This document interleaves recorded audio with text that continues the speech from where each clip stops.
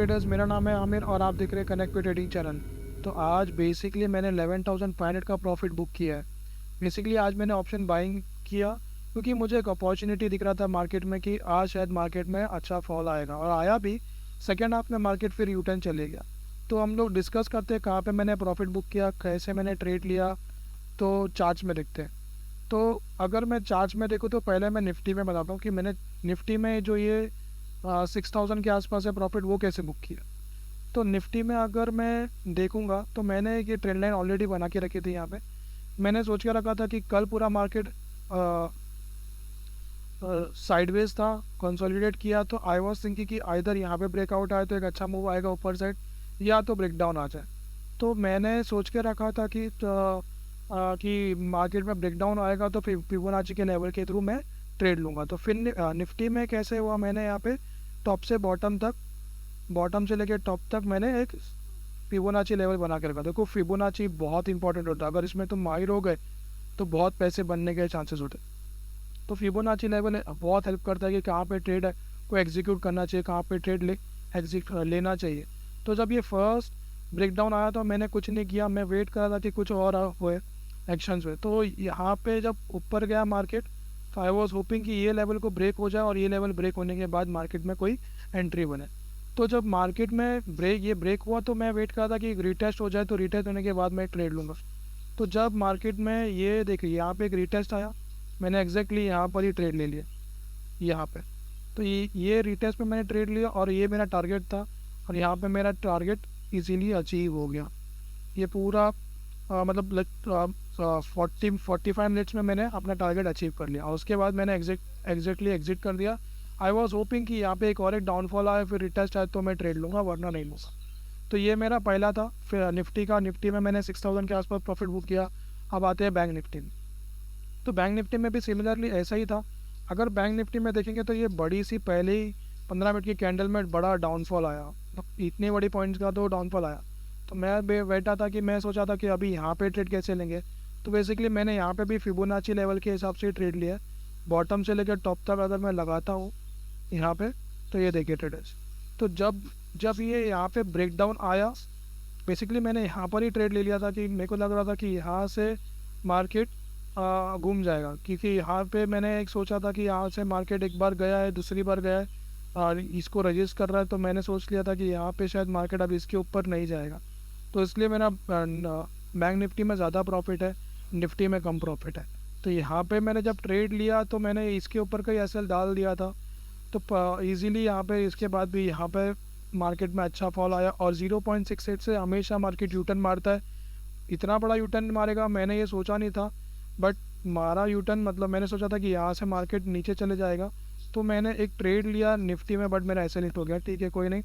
Eventually important ये होता है कि प्रॉफिट कितना आप लेके जा रहे हो।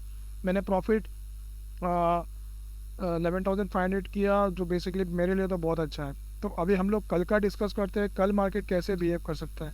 तो कल अगर मैं अभी देखूँ, अभी तो मुझे ऐसा लग रहा है कि मार्केट फिर से एक साइडवेज में आ जाएगा, साइडवेज मोड में आ जाएगा। एक निफ्टी में अपॉर्चुनिटी है। निफ्टी में हम लोग क्या कर सकते हैं, ये जो लेवल था, ये जो लेवल के साथ जो ब्रेक हुआ है 18,600, तो अब मार्केट मेरे हिसाब से क्या करेगा कि मार्केट शायद साइडवेज हो सकता है कल के दिन, या तो कोई मूव आ जाए, बट मूव के चांसेस बहुत कम है।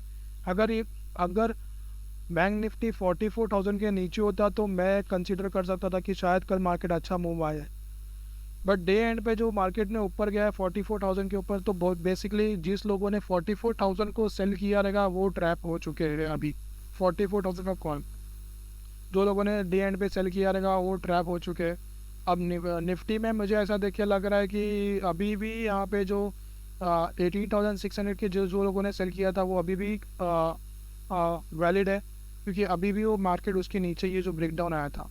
ठीक है, तो कल हम लोग क्या कर सकते हैं, मोस्ट प्रोबेबली कल अगर मार्केट फ्लैट ओपन होता है तो फ्लैट ओपन होने तक कुछ नहीं करना। ये ट्रेंड लाइन दिख रही है, ये ट्रेंड लाइन के नीचे अगर मार्केट जाता है तो हम लोग एक ट्रेड लेंगे। यहाँ तक का टारगेट रहेगा, ये जो दिख रहा है यहाँ तक का टारगेट रहेगा। तो टारगेट है 18,400 तक का हम लोग टारगेट ले सकते हैं, या तो 18,350 तक का टारगेट ले सकते हैं, क्योंकि ये जो ट्रेंड लाइन है ये शायद एक्ट करेगी, सपोर्ट करेगी निफ्टी को। तो कल हम लोग को ज़्यादा कुछ नहीं करना है, कल हम लोग को वेट करना है कि मार्केट कैसे ओपन था। गैप अप ओपन हुआ तो मेरे हिसाब से तो ट्रेड लो ही मत, क्योंकि बेसिकली क्या होगा, फिर गैप अप ओपन होगा, कहाँ तक जाएगा मार्केट नो आइडिया, यहाँ तक जाए फिर वहाँ से यू टर्न जाए कि फिर एक ब्रेकआउट आ जाए ऊपर साइड। तो बेसिकली मेरे को कल गैप अप में कोई ट्रेड मिलेगा नहीं। मैं कल ट्रेड लूँगा, मैं अगर ट्रेड नहीं भी लूँ तो मेरे लिए अच्छा है, क्योंकि मैंने आज का प्रॉफिट कल का प्रॉफिट आज ही कर लिया है। तो बेसिकली मैं क्या करूँगा, कल अगर मार्केट गया फ्लैट ओपन होता है, फ्लैट ओपन होने के बाद यहाँ तक मार्केट आता है 18,600 तक, तो मैं 18,650 को सेल करके बैठे रहूँगा, ये सोच के कि मार्केट शायद फिर उसके नीचे आ जाए। बट मेरा एस एल इसके ऊपर, ये ब्रेकआउट के ऊपर, ये ब्रेकआउट हुआ, कैंडल क्लोज हुई, मैं एस एल लेके आ जाऊँगा मार्केट से। बैंक निफ्टी में अगर मैं आता हूँ बैंक निफ्टी में अगर मैं आता हूँ तो बैंक निफ्टी में मेरे को देखो, यहाँ पे ये जो सपोर्ट था इसको ब्रेक भी किया, यहाँ पे मेरा टारगेट भी हुआ, टारगेट के बाद ऊपर भी चले गए। तो कल बैंक निफ्टी में क्या हो सकता है कि कल अगर गैप अप ओपन हुआ तो और ऊपर चले जाएगा, और 44,500 तक मार्केट जा सकता है या उसके ऊपर भी जा सकता है। कल बहुत हाई चांसेस है। क्यों मैं ऐसा बोल रहा हूँ, क्योंकि आज बहुत सारे लोगों ने सेल किया रहेगा कि मार्केट सोच के कि और नीचे आ जाएगा, 43,500 तक आ जाएगा, या तो 43,000 तक आ जाएगा, सॉरी 43,700 तक आ जाएगा। बट मार्केट ने ऐसा किया नहीं। मार्केट ने क्या किया, ब्रेक डाउन दिया। जो बहुत सारे जो सेलर थे सोच के कि 44,000 अभी ज़ीरो हो जाएगा कल के दिन, बट उन लोगों को ट्रैप कर लिया और मार्केट डे एंड पे ऊपर आ गए। अब कल अगर फ्लैट ओपनिंग होती है या तो ऊपर जाता है, तो मेरे हिसाब से कल के दिन बहुत पॉसिबिलिटी है कि 44,000 का जो पी रहेगा वो ज़ीरो करने का रहेगा, क्योंकि बहुत सारे लोगों ने ट्रेड लिया रहेगा वहाँ पे, ये सोच के कि मार्केट वहाँ से ऊपर चले जाए।